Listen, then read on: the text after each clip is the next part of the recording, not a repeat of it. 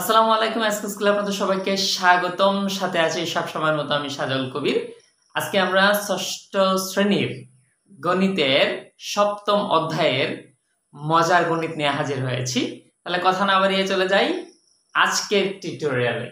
আমরা এই যে একটা চিত্র এঁকে রাখছি, মূলত এটা হচ্ছে, যদিও আমি আসলে এই চিত্র কোনো ভালো জানি না, ভালো আঁকতে পারি না, এটা হচ্ছে একটা মস্তিষ্কের চিত্র, একটা মস্তিষ্কের সেই, ঠিক আছে? এটা হচ্ছে আমাদের একটা মস্তিষ্কের শেপ দিয়ে বইয়ের মধ্যে সুন্দর করে মস্তিষ্কের মতোই দেওয়া আছে, কিন্তু আমার এখানে মস্তিষ্কের মতো হয়েছে কিনা জানি না। চেষ্টা করছি। যাই হোক, আমাদের চিত্র কেমন সেটা আমাদের দেখার বিষয় না, দেখার বিষয় হচ্ছে এর ভিতরে যে গণিত এর যেই টার্মগুলো আছে এগুলো আমরা বুঝতে পারি কিনা, এগুলো আমরা করতে পারি কিনা, এটা হচ্ছে কি মুখ্য বিষয়। তাহলে এখানে মধ্যে একটা শর্ত দিয়ে দেওয়া আছে। শর্ত আমার এখানে কিছু দেওয়া আছে, যেগুলো দেওয়া আছে আমরা একটু দেখে নিই। এই যে আমার মধ্যের ঘরগুলো আছে, এগুলোতে দেওয়া আছে 2/1, 5/1, 5/6, 2/1। এই যে এগুলা দেওয়া আছে, এখন আমার এই যে উপরের ঘরগুলো পূরণ করতে হবে, এবং এই যে নিচের যে ঘরগুলো আছে এই ঘরগুলো আমাদের কি করতে হবে, পূরণ করতে হবে। এবং এখন উপরের ঘরগুলা কিভাবে পূরণ করব এবং নিচের ঘরগুলা কিভাবে পূরণ করব, এখানে একটা করে দেওয়া আছে। যেমন আমার এখানে বলছে এই যে এই এরর চিহ্নটা কোন দিকে, তীর চিহ্ন যেটা আছে এটা উপরের দিকে। তার মানে যে উপরের দিকে যখন যাবে, উপরের দিকে এই যে ঘরটা আছে এই ঘরটা তারা পূরণ করছে কিভাবে আমরা দেখি। দেখো এই যে ঘরটা কোন জায়গা থেকে আসছে, এই দুইটা থেকে আসছে না, এই দুইটা থেকে গিয়ে এই একটা হয়েছে। তার মানে হচ্ছে এই দুইটার সাথে এইটার সম্পর্ক, এই দুইটার সাথে, আবার বলতেছি এই দুইটার সাথে কার সম্পর্ক, এইটার সম্পর্ক। তাহলে উপর দিকে যখন গেলাম তাহলে দেখলাম যে এই দুইটা কি হলো, গুণ হলো। তার মানে উপরের দিকে কিসের সম্পর্ক, গুণের সম্পর্ক। এবার আমরা নিচে আসি। আমরা যখন এই যে এখান থেকে এই যে দুইটা থেকে নিচে, এই যে এখান থেকে নিচে এই ঘরে আসলাম, তাহলে এখানে কি হয়েছে, এটার সাথে হচ্ছে ভাগের সম্পর্ক, এটার সাথে হচ্ছে কিসের সম্পর্ক, ভাগের সম্পর্ক। তার মানে আমরা সহজে বুঝে গেলাম, যদি আমরা এখান থেকে উপরে যাই তাহলে আমার কি করতে হবে, আমাদের সম্পর্কটা কি হবে, গুণের সম্পর্ক হবে। আর যদি উপর থেকে নিচে আসি তাহলে কিসের সম্পর্ক হবে, ভাগের সম্পর্ক হবে। মূলত আমরা এই যে এই মস্তিষ্ক আছে এটা দ্বারা আমরা কি শিখব, এটা দ্বারা ভগ্নাংশের গুণ শিখব এবং ভগ্নাংশের ভাগ শিখব। বুঝতে পারছি? তাহলে আমরা প্রথমেই চলে যাব ভগ্নাংশের গুণ, অর্থাৎ আমরা এখান থেকে উপরের দিকে যাব। ভগ্নাংশের গুণ যদি করতে হয় তাহলে আগে আমাদের কি করতে হবে, এই যে এইগুলো হচ্ছে কি ভগ্নাংশ, এগুলো হচ্ছে কি ভগ্নাংশ। তাহলে আমরা ভগ্নাংশ যেহেতু আগে পড়ি নাই, তাহলে ভগ্নাংশের একটু পরিচিতি আমরা আগে জেনে নেই, তারপরে কি আমরা ভগ্নাংশের গুণ ভাগে যাব। এই যে এটা হচ্ছে ভগ্নাংশের টান, ঠিক আছে? উপরে যেটা থাকবে সেটা হচ্ছে কি লব, নিচে যেটা থাকবে সেটা হচ্ছে কি হর। আমরা যখন ছোটবেলায় ছিলাম তখন কি এই লব হর আমাদের বুঝতে সমস্যা হইতো, এই জন্যে আমাদের শিক্ষক যারা ছিলেন আমাদেরকে লব হর চেনার জন্য একটা উপায় বলে দিছিলেন, ঠিক আছে? এটাকে বলা যায় নিনজা টেকনিক বা টেকনিক, যাই বলো। এই যে হর, হর মানে হচ্ছে এই যে দুধের স্বর, দুধের কি স্বর, এই দুধের স্বরের সাথে তুলনা করে আমাদের এই লব হর আমরা মনে রাখতাম। কিভাবে, দুধের স্বর হচ্ছে কি উপরে থাকে আর ভগ্নাংশের স্বর কি থাকে, নিচে থাকে। আবার বলতেছি, দুধের স্বর উপরে থাকে, ভগ্নাংশের হর নিচে থাকে। তাহলে আমরা এই যে লব হর, এই যে ভগ্নাংশের লব হর বুঝতে কি আর সমস্যা হবে, হবে না। তাহলে এবার বলো তো, এই যে একটা ভগ্নাংশ 5/6, তাহলে এই 5 লব না হর, 5 যেহেতু নিচে আছে তাহলে সে হচ্ছে কি হর, 6 যেহেতু উপরে আছে তাহলে সে হচ্ছে কি লব। বুঝতে পারছি? ওকে, এবার যেহেতু আমরা লব হর চিনে গেছি, এখন আমরা চলে যাব কি ভগ্নাংশের গুণ। তবে ভগ্নাংশের গুণে যাওয়ার আগে আরেকটা জিনিস জানতে হবে। আরেকটা জিনিস কি জানতে হবে, এখন আমরা জানলাম ভগ্নাংশ, এখন ভগ্নাংশ কত প্রকার সেটাও আমাদের জানতে হবে। ভগ্নাংশ হচ্ছে দুই প্রকার, প্রকৃত ভগ্নাংশ আর হচ্ছে কি অপ্রকৃত ভগ্নাংশ। এখন আমার প্রশ্ন আসতে পারে, না স্যার প্রকৃত ভগ্নাংশ কি আবার অপ্রকৃত ভগ্নাংশ কি? হ্যাঁ, বলে দিচ্ছি। প্রকৃত ভগ্নাংশ হচ্ছে যে ভগ্নাংশের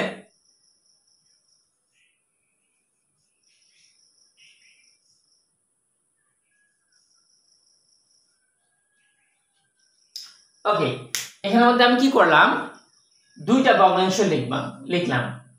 এখানের মধ্যে আমি কি করলাম, দুইটা ভগ্নাংশ লিখলাম। প্রথম যে ভগ্নাংশ আছে সেটা হচ্ছে 3/2, এরপর হচ্ছে 2/3। একটু লক্ষ্য করো, একটু যদি খেয়াল করো তাহলে প্রকৃত আর অপ্রকৃত ভগ্নাংশ আর কখনো কি ভুল হবে না। প্রকৃত ভগ্নাংশ হচ্ছে যে ভগ্নাংশের এই হর যেটা আছে, হর ছোট লব বড়। আবার কি বলতেছি, প্রকৃত ভগ্নাংশ হচ্ছে যে ভগ্নাংশের হর বড় এবং লব ছোট। আর অপ্রকৃত ভগ্নাংশ হচ্ছে উল্টোটা, আমার কি হবে, হর ছোট হবে আর কি হবে, লব বড় হবে। তাহলে এখানের মধ্যে বলো তো কোনটা প্রকৃত ভগ্নাংশ আর কোনটা অপ্রকৃত ভগ্নাংশ? নিশ্চয়ই বুঝতে পারছো, এটা হচ্ছে অপ্রকৃত ভগ্নাংশ, কারণ এটা কি, আমার হর ছোট লব বড়। আর এটা হচ্ছে প্রকৃত ভগ্নাংশ, কারণ এটার হর হচ্ছে বড়, লব হচ্ছে ছোট।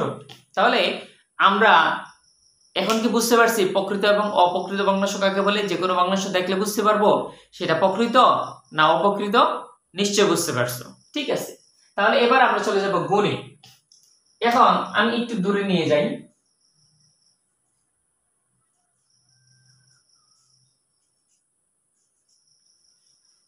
এই যে গুণ, সবসময় মনে রাখবা আমরা যখন ভগ্নাংশের গুণ করব তখন লবের সাথে লবের গুণ হবে, হরের সাথে হরের গুণ হবে। আবার বলতেছি, যখন আমরা কি করব, যখন আমরা ভগ্নাংশের গুণ করব তখন লবের সাথে লবের গুণ হবে, হরের সাথে হরের গুণ হবে। তাহলে আমার এখানে কি হবে, এই যে এই দুইটা আমরা উপরে গুণ করব, এই দুইটা হচ্ছে নিচে গুণ করব। তাহলে আমরা প্রথমে ভগ্নাংশের টান দেব, দেওয়ার পরে হরের সাথে হরের গুণ 5 আর 2 গুণ করলে কি 5 দুগুণে 10, আর লবের সাথে লবের গুণ 6 আর 1 এ গুণ করলে কি 6 1 এ 6। এই গুণ করার পর আমাদের দেখতে হবে 10 এবং 6 এই দুইটাকে কোনো কিছু দ্বারা ভাগ করা যায় কিনা, দুটোটাকে। যেমন এই যে 6 এবং 10 এই দুইটাকে 2 দ্বারা ভাগ করা যায়, এটাকে যদি 2 দ্বারা ভাগ করি 3 দুগুণা 6, এটাকে যদি 2 দ্বারা ভাগ করি তাহলে 5 দুগুণে 10। তাহলে নিচে কত থাকলো 5 আর উপরে হচ্ছে কি 3। তাহলে আমরা এই যে সংখ্যাটা এটা কোথায় বসাবো, এখানে 5/3, 5/3।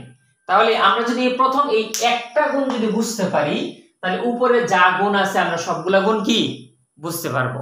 ঠিক আছে, আচ্ছা এখন আমরা যেহেতু আমার এটা হয়ে গেছে, এখন আমার কি, এই যে এই দুইটা থেকে আমার কি করতে হবে, এখানে যেতে হবে না। তাহলে এই ঘরের যে ফলাফল হবে কি হবে, এই দুইটার গুণফল হবে। তাহলে 2/1 4/1 এই দুইটা আমরা গুণ করব। তাহলে আমরা একটু লিখে নেই, 2/1 গুণন 4/1। তাহলে আমরা জানি কি লবের সাথে লবের গুণ, হরের সাথে হরের গুণ। তাহলে লবের সাথে লব গুণ করে লবের জায়গায় বসাবো 1 1 1, আর হরের সাথে হর গুণ করে হরের জায়গায় বসাবো 2 আর 4 হচ্ছে কি 4 দুগুণা 8। আমাদের এইখানে যে সংখ্যাটা সেটা কি হবে 8/1। বুঝতে পারছি? তাহলে এরপরে যে ঘরটা আছে এই দুইটা মিলে কি হয়েছে, এটা হয়েছে। তার মানে এই ঘরের ফলাফল যদি হয় তাহলে আবার কি করতে হবে, এই দুইটা গুণ করতে হবে, 8/1 এবং 5/3 গুণ করলে কি আমার এটা হয়ে যাবে। তাহলে আমরা যদি এই ঘরের ফলাফল বসাতে যাই তাহলে আমরা এই দুইটা লিখি, এই যে 8/1 আছে, 8/1 গুণন 5/3। এখন এই দুইটা যদি গুণ করি 1 আর 3 এ গুণ করলে হচ্ছে 3, 5 আর 8 এ গুণ করলে হচ্ছে কি 5 এ 8 এ 40। তাহলে এই দুইটার মধ্যে কি নাই, দুইটাকে কোনো কিছু দ্বারা ভাগ করা যায় না। তাহলে আমার 40/3 এটা কি হবে 40/3। এখন বলো তো এই যে ফাঁকা ঘরগুলা আছে এই ফাঁকা ঘরগুলো পূরণ করা যাবে না? অবশ্যই যাবে। এগুলো হচ্ছে তোমাদের জন্য হোমওয়ার্ক। তোমরা এই যে এটা কিভাবে করবা, এই দুইটার গুণফল এখানে বসাবা, এই দুইটার গুণফল এখানে বসাবা, আবার এই দুইটার গুণফল এখানে বসাবা, আর সবশেষে এই দুইটার গুণফল কোথায় বসাবা, এখানে বসাবা, শেষ। তাহলে আমরা কি ভগ্নাংশের গুণ শিখতে পারলাম। কি শিখতে পারলাম? ভগ্নাংশের গুণ। এখন আমরা চলে যাব ভগ্নাংশের ভাগ। কারণ আমরা জানি এই উপর থেকে যখন নিচের দিকে আসবো তখন কি হবে, ভাগ হবে।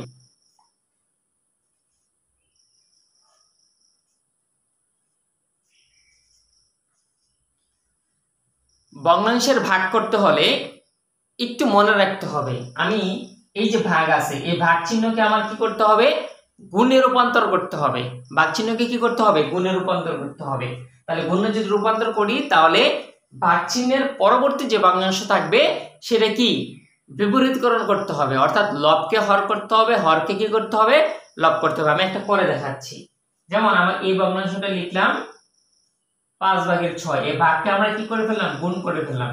এখন এই যে ভগ্নাংশ আছে সেটা হচ্ছে কি 1/2 ছিল, এখন কি হয়ে যাবে 2/1। কি হয়ে যাবে 2/1। মনে রাখতে হবে কোনো ভগ্নাংশের হর যদি 1 হয় তাহলে সেটা না লিখলেও চলবে। কোনো ভগ্নাংশের হর যদি কি হয় 1 হয় সেটা না লিখলেও চলবে, কারণ হচ্ছে প্রত্যেকটা যে স্বাভাবিক সংখ্যা আছে স্বাভাবিক সংখ্যার নিচে অর্থাৎ হর মনে মনে কি আছে 1 আছে, সেটাকে যখনই কি আমরা বিপরীতকরণ করব সেটা কি হয়ে যাবে উপরে 1 হয়ে যাবে। যেমন আমি যদি বলি এই যে 5, এটাকে যদি আমরা কি করি বিপরীতকরণ করি তাহলে কি হবে, এই যে 5, তাহলে এটা লব না হর কিভাবে বুঝবো, প্রত্যেকটা স্বাভাবিক সংখ্যাই হচ্ছে মনে রাখতে হবে প্রত্যেকটা স্বাভাবিক সংখ্যা হচ্ছে লব, প্রত্যেকটা স্বাভাবিক সংখ্যা হচ্ছে কি লব। তাহলে এটাকে যদি আমি বিপরীতকরণ করি তাহলে লব কি হয়ে যাবে, হর হয়ে যাবে। হর মানে হচ্ছে কি নিচে, আর এখন লব কি হবে, লব কি এটা মনে মনে সব সময় কি 1 থাকবে। এটা কি যখন আমরা বিপরীতকরণ করব তখন সেটা কি হয়ে যাবে, লব হয়ে যাবে। তাহলে আমরা বুঝতে পারলাম যখন ভাগ করতে হবে তাহলে ভাগকে যখন আমরা গুণে রূপান্তর করব তাহলে পরবর্তী যে ভগ্নাংশ আছে সেটা বিপরীতকরণ করতে হবে, অর্থাৎ লবকে হর করতে হবে এবং হরকে কি লব করে ফেলতে হবে। এরপরে আবার কি আমরা কি গুণে চলে গেলাম, এরপরে আবার কোথায় চলে গেলাম, গুণ। গুণ আগের মতোই করব, তাহলে কি লবের সাথে লবের গুণ 2 এ, আর যদি 6 এ গুণ করি 6 আর 2 হচ্ছে কি 12, 5 এ আর 1 এ গুণ করলে হচ্ছে কি 5। ঠিক আছে, তাহলে আমার এই ভগ্নাংশটা হচ্ছে কি 5/12। বুঝতে পারছি? কোনো প্রশ্ন আছে? আশা করি কোনো প্রশ্ন নাই। এরপরে যদি আমরা এই ঘরটা যদি পূরণ করি তাহলে এই দুইটা মিলে আমার কি হবে, এখানে আসবে। তাহলে এই দুইটার সাথে কি করতে হবে, আমার সম্পর্ক করতে হবে, অর্থাৎ এটার সাথে এটা কি করতে হবে, ভাগ করতে হবে। 2/1 ভাগ হচ্ছে কি 4/1। তাহলে এটা যদি আমরা একটু লিখি তাহলে আমরা এই দুইটা লিখলাম 2/1 ভাগ 4/1। তাহলে আমার যদি গুণ করতে হয় তাহলে আমরা জানি, তাহলে প্রথম যে ভগ্নাংশটা আছে সেটা কি থাকবে, ঠিক থাকবে। এই ভাগকে যখন আমরা গুণ করব তাহলে পরের যে ভগ্নাংশটা আছে সেটা কি কি বিপরীতকরণ হয়ে যাবে। 4 কি ছিল, হর ছিল, লব হয়ে যাবে 1, লব ছিল কি হয়ে যাবে, হর হয়ে যাবে। তাহলে লবের সাথে লবের গুণ, হরের সাথে হরের গুণ, 2 1 2, 4 আর হচ্ছে 1 4 যদি গুণন করি তাহলে এখানে কি হবে, দেখো 2 আর 4 এই দুইটার মধ্যে কি আবার কি করা যায়, 2 দ্বারা ভাগ করা যায়। তাহলে উপরে হচ্ছে কি 2 2 2 আর 2 কি গুণ করলে 4, আর এখানে কি 2 1 আর 2, ঠিক আছে 2 1 2। তাহলে উপরে কি রইল 2 আর নিচে হচ্ছে 1, তাহলে কি 2/1 হওয়ার কথা, কি হওয়ার কথা 2/1। আমরা জানি কোন ভগ্নাংশের নিচে যদি 1 থাকে তাহলে সেটা লিখতে হয় না, নিচে যদি 1 থাকে তাহলে সেটা কি লিখতে হয় না। তাহলে এটা আমরা লিখবো কি শুধু 2। তাহলে এখানে আমাদের ফলাফলটা কি হবে 2। তাহলে আমার এই যে ঘরটা আছে সেটা কি হলো 2। বুঝতে পারছো তো, সহজ হয়ে গেছে না? হ্যাঁ, তাহলে আমরা এই যে এই ঘরে যদি আসতে হয় তাহলে আবার কি করতে হবে, এই দুইটা গুণ করতে হবে, এই দুইটা গুণ করে আমার কি এখানে আসতে হবে। তাহলে আমরা এই দুইটা গুণ করব, গুণ করে আমরা কি এখানে চলে আসব। তাহলে এই 2 এর সাথে কি 5/12 আমাদের গুণ করতে হবে। তাহলে এই যে ভাগ 5/12, তাহলে আমার কি করতে হবে, আমি 2 ঠিক রাখবো, ভাগকে যখন আমরা গুণ করব এটা কি উল্টে যাবে, লব হর হয়ে যাবে, হর কি হয়ে যাবে, লব হয়ে যাবে। এখন আমার কি লবের সাথে লব গুণ, হরের সাথে হর গুণ। এখন 2 এর নিচে তো কিছু নাই, তার মানে 2 হচ্ছে কি, অর্থাৎ স্বাভাবিক সংখ্যা আগেই বলছিলাম সবগুলা কি হবে, স্বাভাবিক সংখ্যা সব সময় কি লব হবে, আর নিচে মানে কি 1 থাকবে। তাহলে এই 2 5 এর সাথে গুণ হবে, 5 আর 2 গুণ করলে কি হবে 10 হবে, আর নিচে হচ্ছে 12। 2 এর নিচে 1 আছে, 1 দ্বারা 12 কে গুণ করলে কি হবে 12ই হবে।